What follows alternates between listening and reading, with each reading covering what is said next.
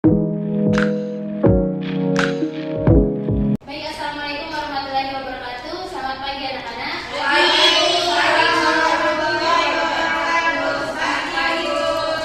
Gimana kabarnya hari ini? Baik. Alhamdulillah.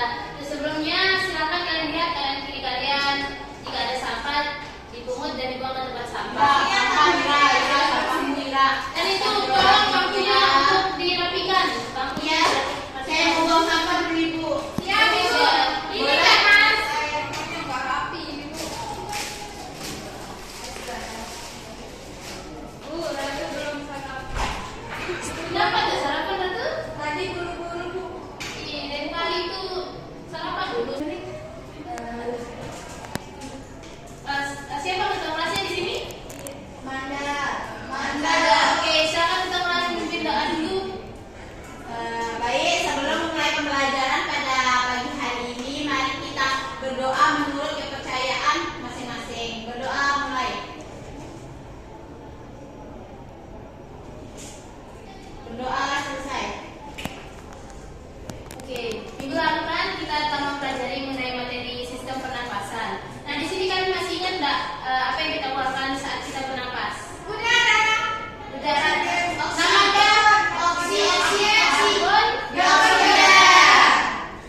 Nah, karbon dioksida itu kan merupakan pengeluaran gas pengeluaran dari tubuh kita kan. Nah, selain itu kalian pernah merasakan keringat nggak? Nah, pas kalian lari itu kan biasanya berkeringat kan? Nah, itu tuh keringat itu dia berfungsi untuk menetralkan atau menstabilkan suhu tubuh kita. Nah, keringat dan karbon dioksida itu merupakan sistem pengeluaran kita. Maka dari itu, hari ini kita akan mempelajari mengenai materi sistem ekspresi pada manusia. Sebelumnya di sini apakah semuanya hadir? Rabu. Oh iya nih. Ada yang juga. Ada yang izin juga, Ibu. Siapa? Leni. Oh Leni. Ya. Dia ikut kemana? Dia pulang ke rumahnya, dia sakit perut. Yang tadi juga. Terus kalau yang Yeni tuh dia sakit apa? Demam. Ada demam. Ya, kita doakan ya semoga temannya bisa mengikuti pembelajaran, bisa sehat kembali mengikuti pembelajaran selanjutnya. Amin. Oke, di sini tuh ada dua tujuan pembelajarannya. Silakan Saskia untuk baca tujuan pembelajaran yang pertama. Peserta didik dapat mendeskripsikan alat atau organ ekspresi manusia.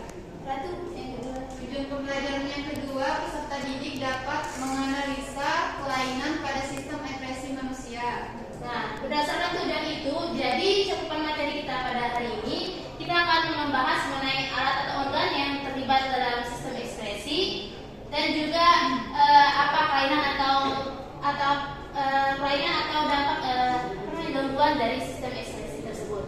Nah, untuk alur pembelajaran kita pada hari ini, di sini nanti Ibu akan menayangkan sebuah video, silakan kalian tonton. Lalu Ibu akan membagikan kalian menjadi 3 kelompok. Nanti salah satu kelompok itu akan mempresentasikan hasil diskusinya dan kelompok lain akan menanggapi atau memberi pertanyaan atau berkomentar terhadap hasil diskusi temannya yang berdiskusi. Lalu terakhir Ibu akan membagikan kalian soal dalam bentuk pilihan ganda untuk mengetahui seberapa paham kalian terhadap materi ini. Baik, Bu. Baik.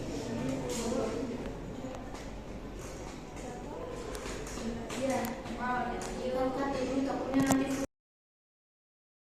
Oke, silakan kalian tonton ya video ini, tapi jangan lupa dicatat jika ada yang penting itu karena nanti Ibu akan memberi pertanyaan setelah menonton video ini.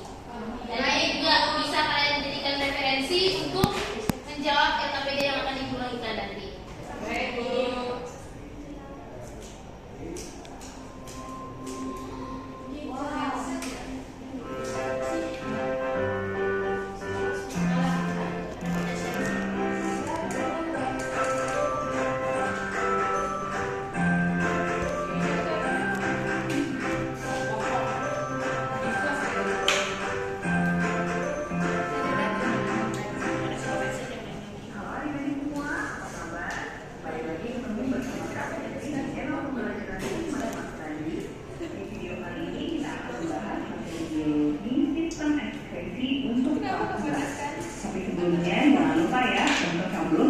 subscribe?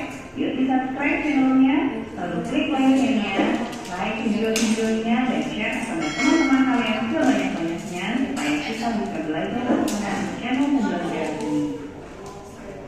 Sistem ekskresi adalah sistem organ yang berfungsi untuk mengeluarkan zat-zat sisa atau sampah dari metabolisme yang ada di dalam tubuh kita. Nah, kalau kita bandingkan dengan dua sistem pengeluaran lainnya, kalau sekresi itu adalah pengeluaran zat-zat yang masih dibutuhkan tubuh, contohnya energi, hormon, air liur. Kalau defekansi itu adalah pengeluaran zat sisa pencernaan makanan atau berbentuk feses. Jadi buangan air besar bukan ekskresi adik-adik. Berarti apa saja sih organ-organ ekskresi? Organ-organ ekskresi hanya ada 4, yaitu ginjal, kulit, paru-paru, dan hati. Nah, kalau kakak biar gampang menghafalnya, ginjal, paha, ginjal, kulit, paru-paru, hati. Yuk kita bahas satu persatu organ-organnya. Yang pertama adalah ginjal. Kita memiliki sepasang ginjal di rongga perut di bagian pinggang. Fungsinya adalah untuk menyalin darah, menjaga tekanan osmosis, menjaga pH darah, serta menghasilkan urin. Ginjal memiliki bagian-bagian seperti korteks, kemudian medula atau sumsum ginjal, dan rongga pelvis renalis untuk mengumpulkan urin. Lalu keluar dari ginjal ada saluran yang disebut ureter. Di bagian korteks terdapat jutaan nefron atau unit penyaring yang akan menghasilkan urin. Nah, ini adalah bagian-bagian dari nefron ginjal. Nefron ginjal memiliki bagian glomerulus, kapsul lambungan, lalu ada tumulus comfortus proximal yang melengkung di lambung Henle, kemudian ada juga tumulus comfortus distal. Setelah itu, urin-urin yang terbentuk akan dikumpulkan di tumulus pengumpul atau tumulus connectivus untuk disalurkan ke ureter. Selanjutnya, kita akan bahas tahapan-tahapan pembentukan urin. Pembentukan urin ada 3 tahap. Yang pertama adalah filtrasi. Filtrasi adalah penyaringan darah dari protein dan sel-sel darah. Jadi protein dan sel darah tidak boleh keluar bersama urin. Proses ini terjadi di glomerulus dan menghasilkan urin primer.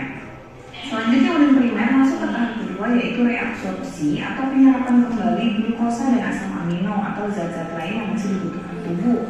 Proses ini terjadi di tumulus comfortus proximal dan hasilnya adalah urin sekunder. Selanjutnya urin sekunder akan masuk ke tahap yang ketiga, yaitu augmentasi, yaitu pengeluaran zat-zat yang sudah tidak dibutuhkan lagi oleh tubuh seperti urea dari hati, kemudian ada amonia, kreatin, garam-garam berlebih, vitamin-vitamin berlebih, dan racun-racun seperti misalkan kalau yang merokok racun nikotinnya dikeluarkan, kalau yang makan obat racun-racun berlebihnya juga dikeluarkan. Proses ini terjadi di tumulus comfortus distal dan menghasilkan urin jadi atau urin sesungguhnya. Selanjutnya organ ekskresi yang kedua adalah kulit. Kulit merupakan lapisan terluar dalam tubuh kita yang terdiri dari 3 lapisan, yaitu epidermis, dermis, serta hipodermis atau yang bisa disebut dengan subkutan. Yuk kita bahas dari epidermis. Lapisan terluar kulit ini terbagi menjadi 2 lapisan, yaitu lapisan tanduk dan lapisan malpighi. Lapisan tanduk adalah lapisan paling luar yang tersusun atas sel-sel kulit mati yang selalu melepas. Sementara lapisan malpighi adalah lapisan yang terdiri dari sel-sel yang selalu mengular dan berpigmen. Epidermis lebih spesifik terbagi menjadi 5 lapisan, yaitu stratum corneum, stratum lucidum, stratum granulosum, stratum spinosum, dan stratum germinativum. Stratum corneum adalah lapisan kulit mati yang selalu terkikis. Sementara stratum lucidum adalah tempat terjadinya proses keratinisasi, sehingga stratum lucidum tampak jelas sekali pada telapak tangan dan telapak kaki. Stratum granulosum tersusun atas banyak keratinosit yang bermigrasi dari lapisan spinosum, sementara lapisan spinosum tersusun atas keratinosit yang mensintesis protein keratin, dan stratum germinativum biasa disebut sebagai induk dari lapisan epidermis karena di lapisan inilah terjadi proses pembelahan sel-sel kulit terus-menerus. Berikutnya lapisan dermis yang terdiri dari kelenjar keringat yang fungsinya adalah menghasilkan keringat. Kemudian ada kelenjar minyak yang menghasilkan minyak untuk melembabkan rambut-rambut. Kemudian ada lagi pembuluh darah yang mengalirkan darah ke seluruh sel-sel, serta ujung-ujung saraf yang berfungsi untuk menerima rangsang. Nah, sistem ekskresi terdapat di lapisan dermis ya adik-adik. Selanjutnya, lapisan kulit terbawah adalah hipodermis atau subkutan. Di lapisan ini terdapat jaringan lemak atau adiposa yang fungsinya adalah menjaga tubuh agar tetap hangat serta juga berfungsi berfungsi untuk menyimpan cadangan makanan.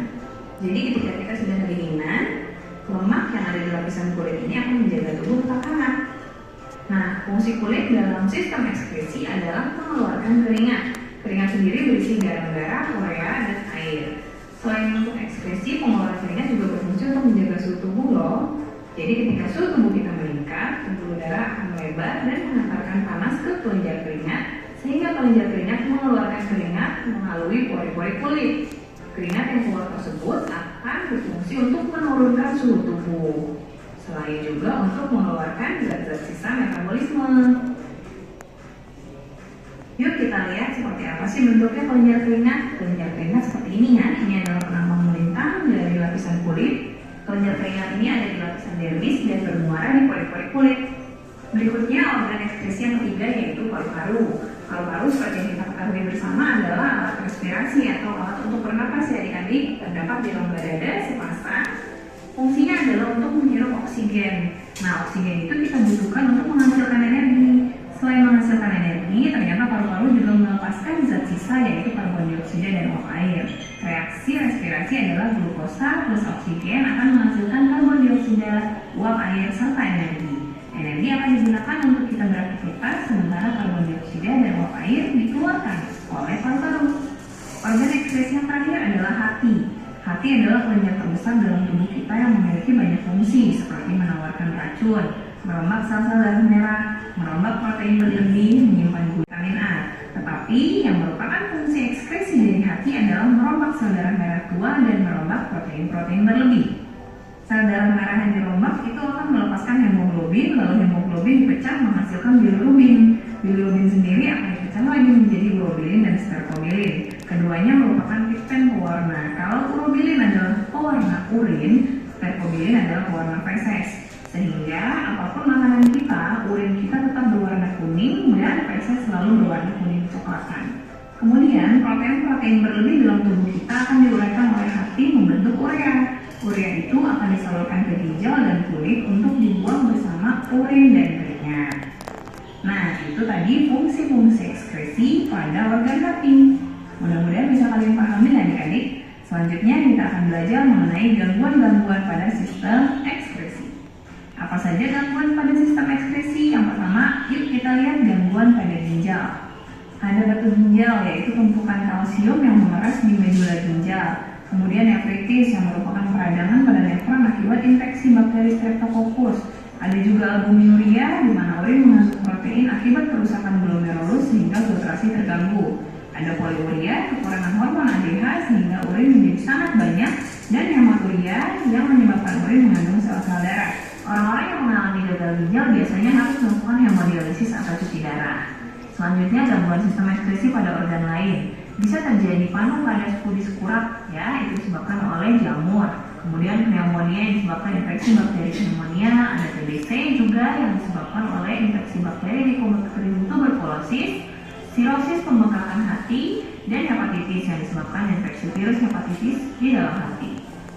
Lalu bagaimana cara menjaga agar organ ekskresi kita tetap sehat? Kita tidak boleh menahan buang air kecil terlalu lama, kemudian harus banyak minum air putih, menjaga selalu kebersihan kulit, menjaga ventilasi udara untuk menjaga kesehatan paru-paru, rutin berolahraga, serta menjaga pola istirahat dan makan makanan yang bergizi. Dengan melakukan hal-hal tersebut, maka bukan hanya organ-organ ekskresi, tapi juga organ-organ tubuh kita lainnya juga akan tetap terjaga sehat. Oke adik-adik, selesai sudah materinya. Semoga bermanfaat ya. Terima kasih untuk yang sudah menyimak. Semangat terus belajarnya. Oke anak-anak, berdasarkan video itu ada yang bisa menyebutkan apa saja alat atau organ yang berperan dalam sistem ekskresi kita? Ginjal, Ya,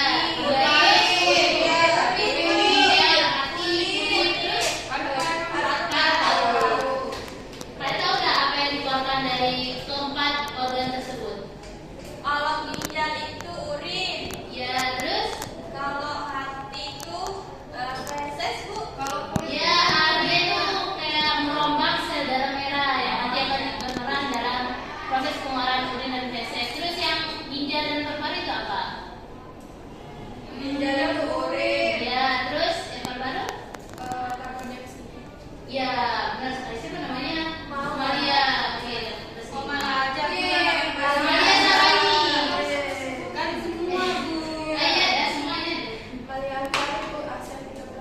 lebih makanya saya tambahin. Oke, selanjutnya sini Ibu akan membagikan kalian jadi 3 kelompok untuk Ibu beri LKPD, nanti akan kalian jawab. Untuk kelompok 1 dari Saskia, Ratu sama Maria.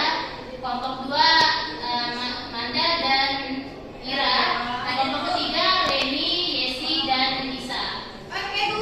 Oke, silakan dulu. Dewi. Berdekatan dulu sama kelompoknya. Kita dulu berdekatan, Bu. Kita Ya, maksudnya ini. bunda. Ya, Bunda. Ini Ibu akan kasih LKPD. Kalian jawab selama jangan dulu beritanya. Kalian jawab selama 10 menit. Nanti setelah itu semua kelompok akan presentasi.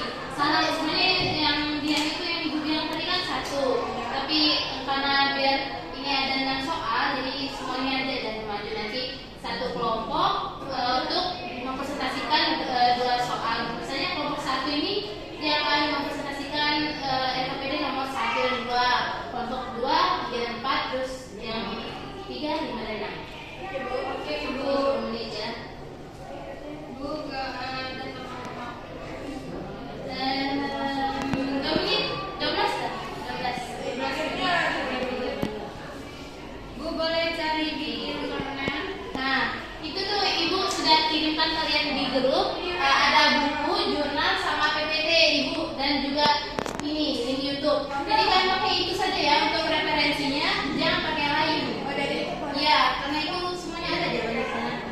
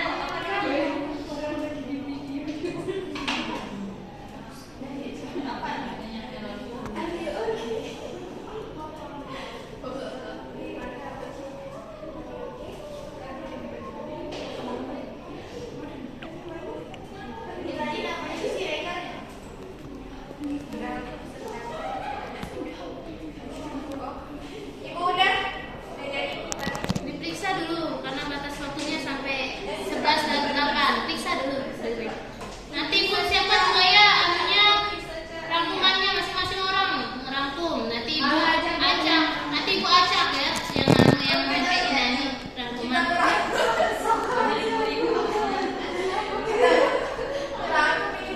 Iya, ngerangkum dari hasil itu dah. Sedikit aja. Nanti nggak dikumpul kok yang itu, yang rangkuman cuman disampaikan aja. Rangkumannya per kelompok. Individu, nanti ibu acak yang menyampaikan. Boleh sama nggak Bu? Nggak boleh dong. Nggak boleh malah. Nggak boleh lah kamu lihat punya saya.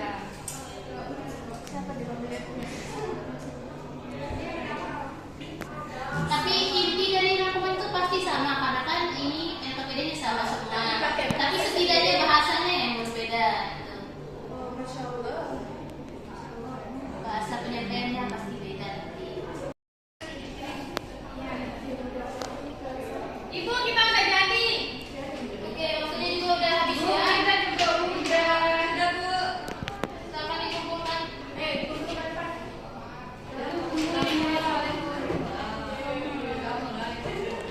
Ini tiga. Kelompok 3 udah jadi Bu. Ini Reni.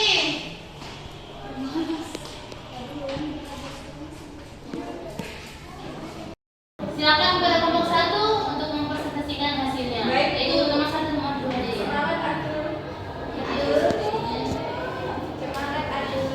Coba semangat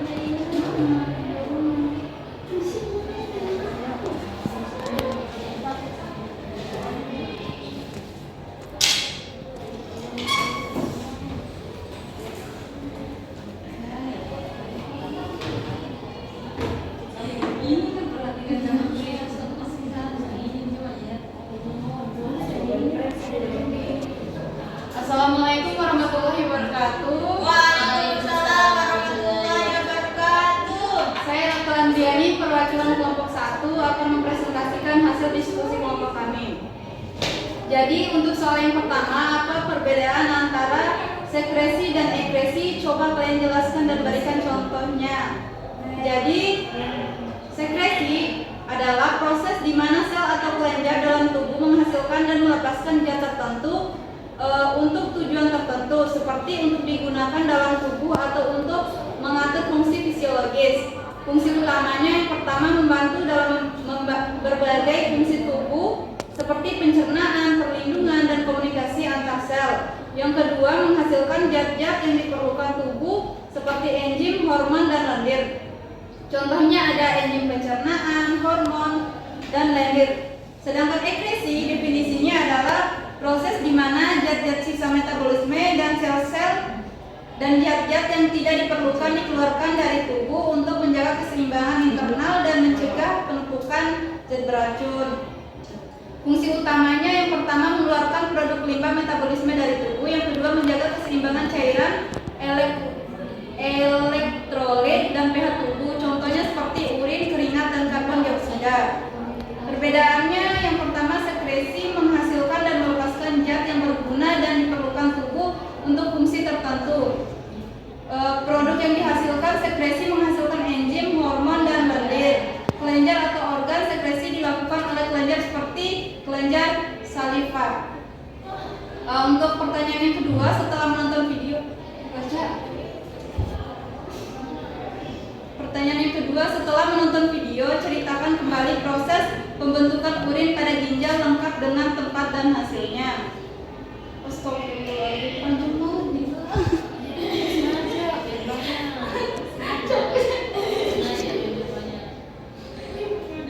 Soal yang kedua, setelah menonton video, ceritakan kembali proses pembentukan urin pada ginjal lengkap dengan tempat dan hasilnya. Jadi yang pertama ada filtrasi glomerulus, tempatnya ada di dalam kapsula Bowman. Prosesnya yang pertama, darah masuk ke dalam glomerulus melalui anterior efferent. Yang kedua, di dalam glomerulus tekanan darah tinggi menyebabkan filtrasi darah. Yang ketiga, filtrat glomerulus yang merupakan cairan tanpa sel darah dan protein besar keluar dari glomerulus ke dalam kapsula Bowman. Hasilnya yaitu filtrat glomerulus mengandung air dan ion-ion. Yang kedua ada reabsorpsi tubular, tempatnya ada di tubula tubulus proksimal. Prosesnya yang pertama, tubulus proksimal reabsorpsi sebagian besar air, glukosa, asam amino, dan ion-ion. Yang ketiga ada sekresi tubular, tempatnya di tubulus proksimal, tubulus distal, dan tubulus kolektivus. Prosesnya yang pertama, zat-zat seperti ion hidrogen, ion kalium, kreatinin, dan obat-obatan dihasilkan dari darah ke dalam tubulus ginjal. Yang keempat ada pengumpulan dan ekskresi, tempatnya ada tubulus kolektivus dan pelvis ginjal. Prosesnya cairan dari nefron dikumpulkan di tubulus kolektivus kemudian dialirkan ke pelvis ginjal. Sekian, terima kasih. Itulah presentasi dari saya. Saya kembalikan ke Ibu. Oke, tepuk tangan dulu untuk kelompok 1.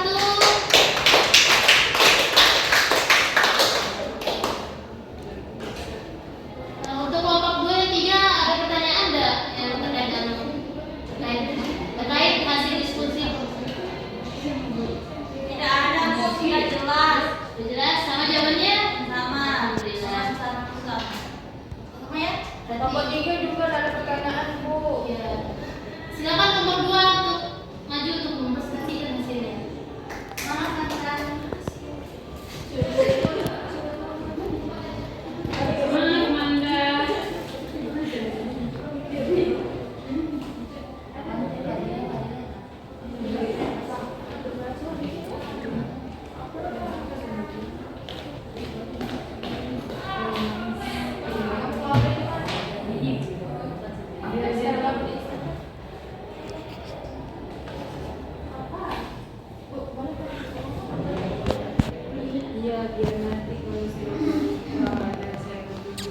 Assalamualaikum warahmatullahi wabarakatuh. Waalaikumsalam warahmatullahi wabarakatuh. Saya perwakilan dari kelompok 2 ingin mempresentasikan hasil kelompok saya.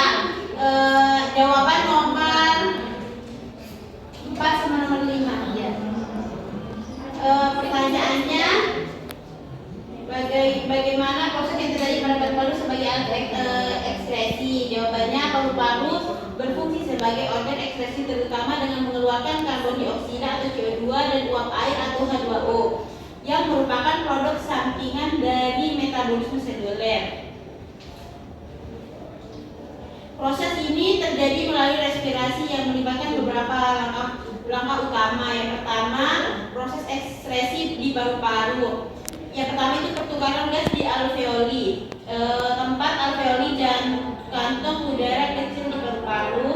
Proses darah yang akan karbon dioksida dari seluruh tubuh mengalir ke kapiler yang mengelilingi alveoli.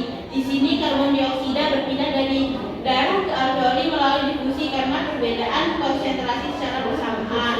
Oksigen dari udara alveoli masuk ke dalam darah. Hasil karbon dioksida ditransfer dari darah ke udara di dalam alveoli dan oksigen dari alveoli diambil oleh darah untuk didistribusikan ke seluruh tubuh. Yang kedua itu ekshalasi atau pembuangan udara. Tempat pembuangan udara itu saluran pernapasan, bronkus, trakea, hidung atau mulut. Prosesnya setelah karbon dioksida berpindah dari alveoli paru-paru mengeluarkan udara yang akan karbon dioksida melalui proses ekshalasi.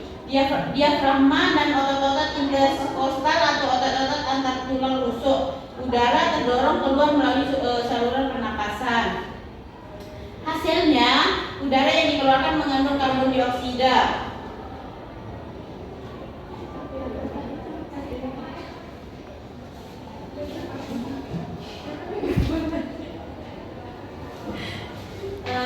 Selanjutnya itu ada rincian tahapan-tahapan proses. Yang pertama, ventilasi. Ventilasi merupakan yang ada di ventilasi itu proses inspirasi atau menghirup udara. Yang pertama itu menghirup udara masuk ke paru-paru ketika diafragma berkontraksi dan otot-otot interkostal eksternal mengangkat tulang rusuk ke atas dan keluar, menyebabkan rongga dan membesar dan terkena di dalam paru-paru menurun. Proses ini, proses kedua, menghembuskan udara. Udara keluar dari paru-paru ketika diafragma berelaksasi dan otot-otot internal menggerakkan tulang rusuk ke bawah dan ke dalam, menyebabkan rongga dada menyusut dan tekanan di dalam paru-paru meningkat. Yang kedua, difusi gas. Di alveoli, karbon dioksida berdifusi dari kapiler paru-paru ke dalam alveoli, dan oksigen berdifusi dari alveoli ke dalam kapiler paru-paru. Proses ini terjadi karena perbedaan tekanan parsial gas di alveoli dan dalam kapiler.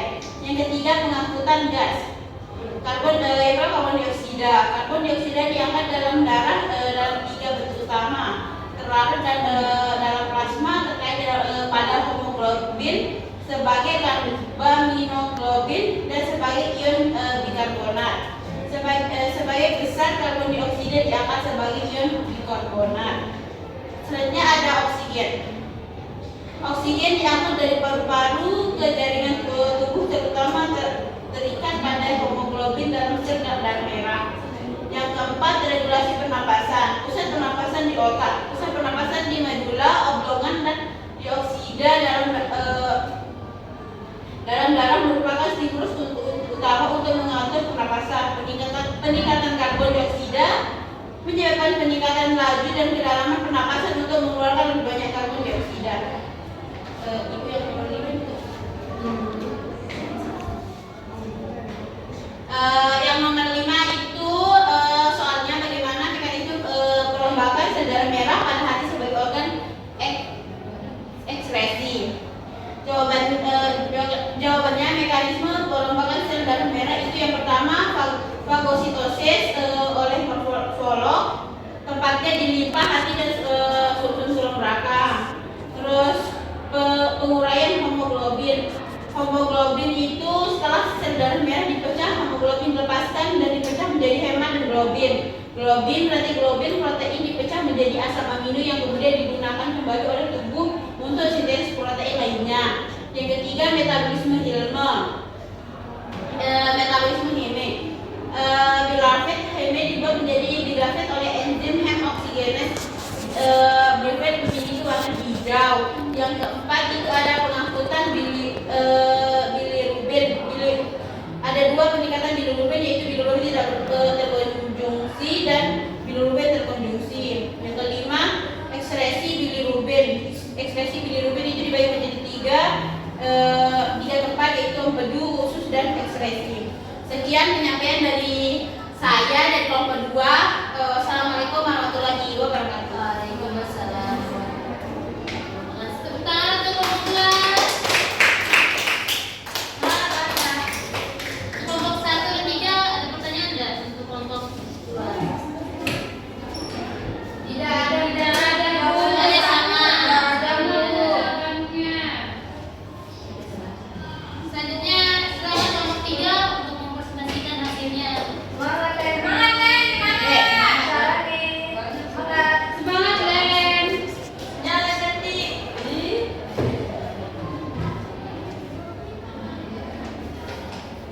Baik, perkenalkan saya Lenias Ika, absen 11, perwakilan dari kelompok 3. Di sini saya akan menjelaskan atau mempresentasikan hasil diskusi saya dengan teman saya, yang dimana untuk menjawab LKPD yang diberikan oleh Ibu. Yaitu dengan soal LKPD, bagaimana mekanisme kulit sebagai organ ekskresi. Di sini ada beberapa proses ekskresi melalui kulit, yaitu yang pertama produksi keringat, komposisi keringat, dan penguapan keringat. Pada produksi keringat ada stimulasi dan sekresi, yang dimana stimulasi ini merupakan produksi keringat yang diaktifkan oleh pusat termodulasi di hipotalamus sebagai respon terhadap peningkatan suhu tubuh atau aktivitas fisik. Sistem saraf simpatis juga dapat merangsang kelenjar keringat. Sedangkan sekresi merupakan sel-sel kelenjar keringat yang menyerap air dan elektrolit dari darah dan kemudian mengeluarkannya ke permukaan kulit melalui saluran keringat. Selanjutnya yaitu komposisi keringat. Di sini ada air, garam, urea dan amonia, asam laktat, dan lipid dan protein. Pada air atau H2O merupakan komponen utama keringat yang membantu dalam proses pendinginan tubuh. Sedangkan garam yaitu terutama natrium klorida cyanida atau NaCl yang memberikan rasa asin pada keringat. Selanjutnya urea dan amonia. Di sini produksi sisa metabolisme nitrogen yang juga diekspresikan melalui keringat. Dan asam laktat merupakan hasil sampingan dari metabolisme anaerobik yang dikeluarkan melalui keringat. Dan yang terakhir yaitu lipid dan protein, di mana keringat dari kelenjar apokrin juga mengandung lipid dan protein yang dapat dipecahkan oleh bakteri di kulit dan menyebabkan bau badan. Selanjutnya yaitu penguapan keringat. Di sini ada proses dari penguapan keringat tersebut, yaitu keringat yang mencapai permukaan kulit akan menguap dan menggunakan panas tubuh untuk proses penguapan ini, sehingga membantu mendinginkan tubuh. Sedangkan regulasi, yaitu kecepatan penguapan keringat dapat dipengaruhi oleh faktor-faktor lingkungan seperti suhu, kelembapan, dan aliran udara. Baik, mungkin hanya itu saja presentasi dari kelompok saya. Selanjutnya saya kembalikan ke Ibu. Terima kasih. Assalamualaikum warahmatullahi wabarakatuh. Tangan dulu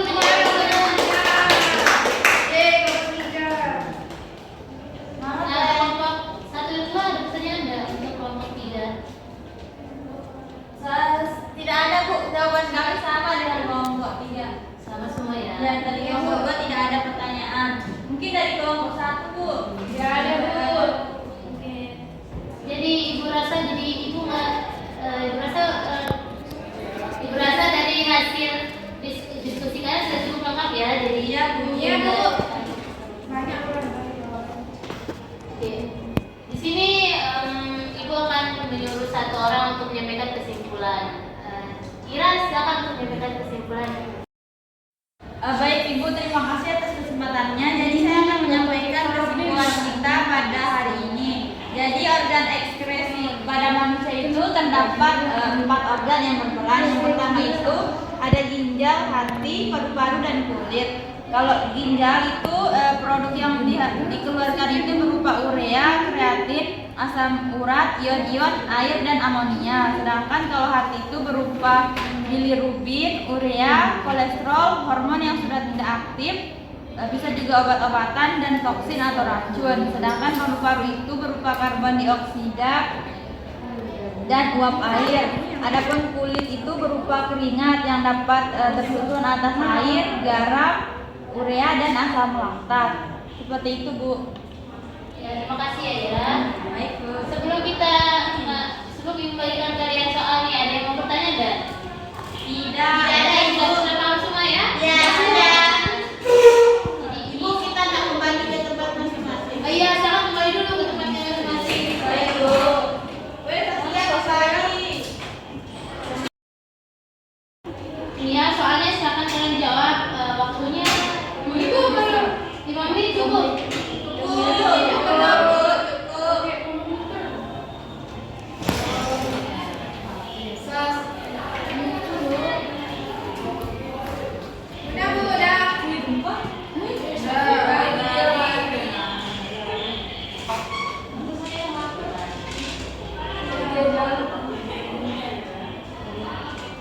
Ibu 5 menit ya?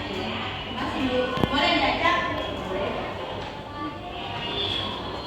Ibu, kita tulis jawabannya di belakang. Iya. Baik Bu. Terima kasih, Bu.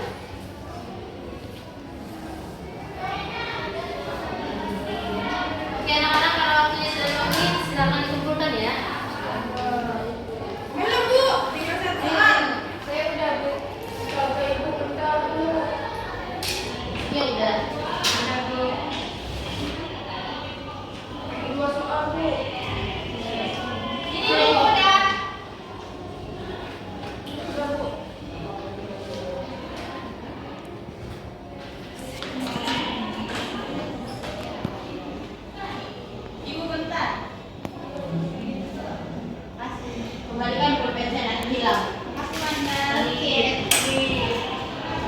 Bukan gitu, saya terlalu sering hilang pulpen. Nah, itu ya untuk materi kita hari ini itu mengenai sistem ekspresi.